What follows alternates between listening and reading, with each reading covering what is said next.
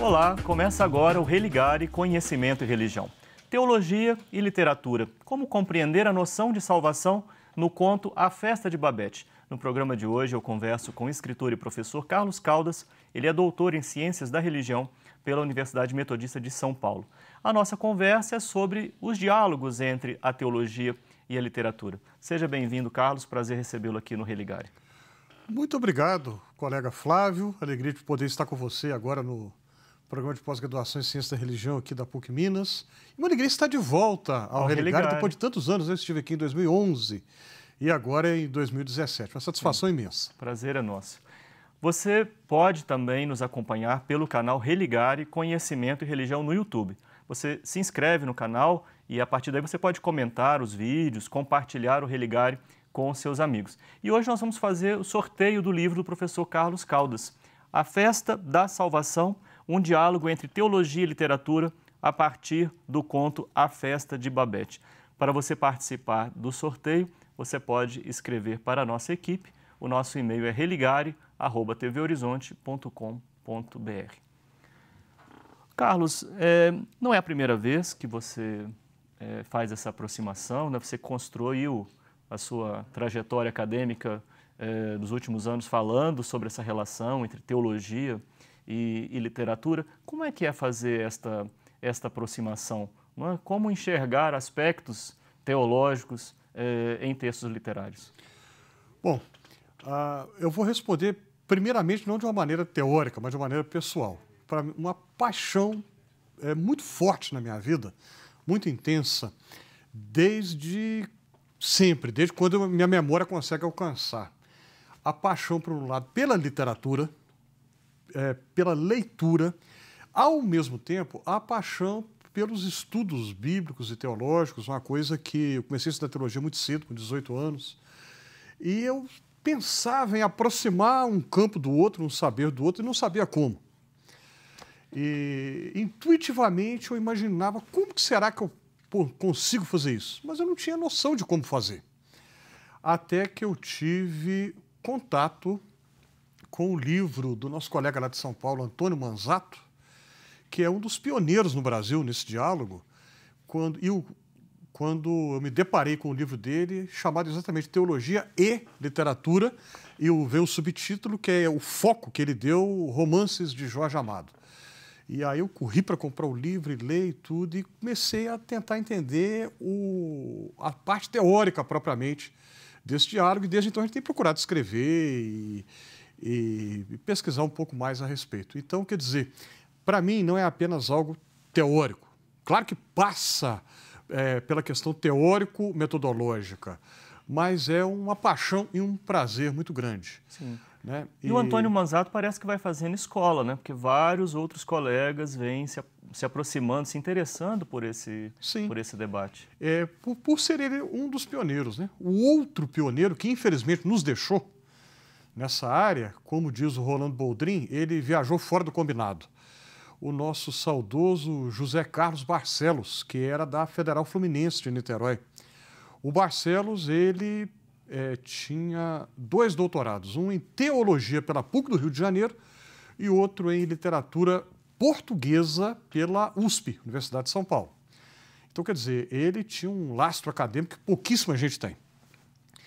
E me influenciou muito na minha trajetória, e a abordagem teórica que eu uso no trabalho A Festa da Salvação é aquela contribuição do José Carlos Barcelos, que também fez escola.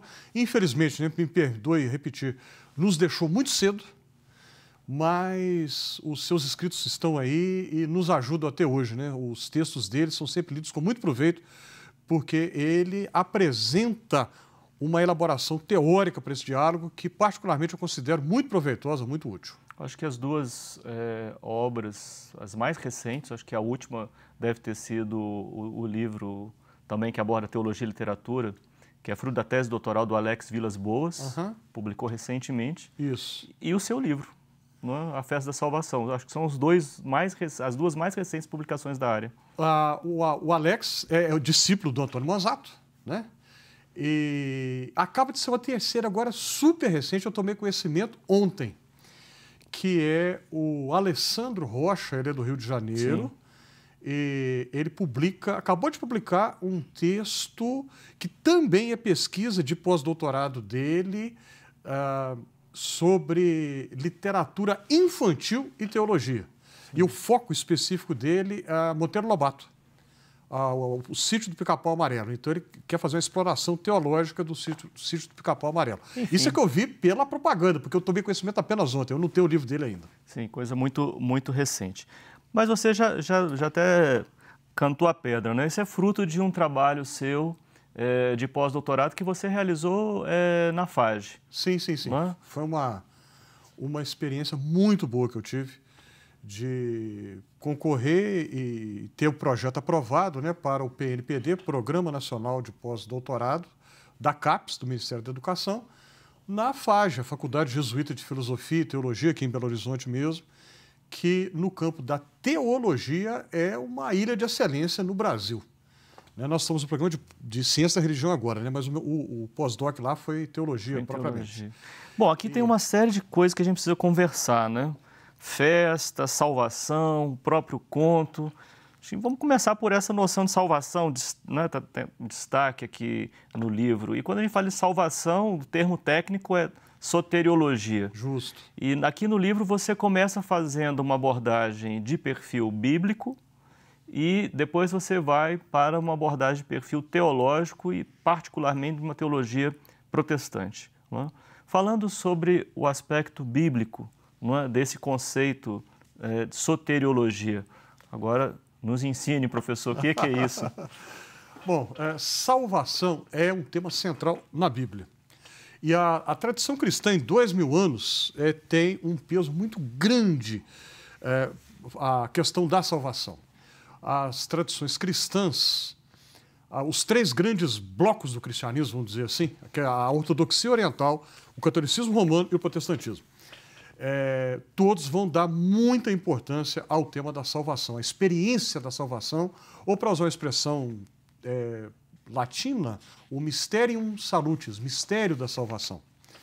É extremamente importante, dificilmente poderá ser exagerada a importância do tema da salvação na Bíblia e na reflexão teológica cristã ao longo aí de 2000 anos.